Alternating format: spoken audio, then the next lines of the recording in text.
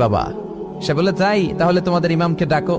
সাইয়েদনা ইমাম আবু হানিফা টাইম দিলেন, এই জুমার দিন, আজকে জুমার দিন না, এই জুমার নামাজের পরে ঠিক ভর দুপুরে 2টায় সবাই আমরা একত্রিত হব। নাস্তিকও আসবে, সাইয়েদনা ইমাম আবু হানিফাও আসবে। জুমার সালাতের পরে লোকের বন্যা বয়ে গেল, বাঁধ ভাঙা জোয়ার, অনেক মানুষ। নাস্তিক এসেছে, লক্ষ লক্ষ লোক এসেছে, আসে নাই ইমাম আবু হানিফা। আসে না, আধা ঘন্টা, 1 ঘন্টা, 2 ঘন্টা পরে আসছে।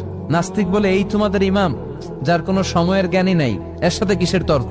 সাইয়েদনা ইমাম আবু হানিফা বলে, ইনদি উযর, আমার ওজর আছে। কি ওজর? সাইয়েদনা ইমাম আবু হানিফা বলেন, আমি ঘর থেকে বের হয়ে আসার পথে একটা নদী পার হয়ে আসতে হয়।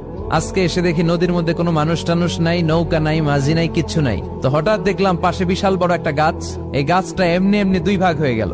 হঠাৎ গাছ থেকে এমনি এমনি লম্বা তক্তা হয়ে গেল, এমনি এমনি তক্তাগুলো জোড়া লেগে নৌকা হয়ে গেল। আর নৌকা আমার সামনে আসলো, মাঝি ছাড়া, লগি বৈঠা ছাড়া। আমি নৌকায় যেয়ে বসলাম, নৌকাটা আমার নিয়ে টান দিয়ে সাঁ করে ওপারে নিয়ে গেল। তো এই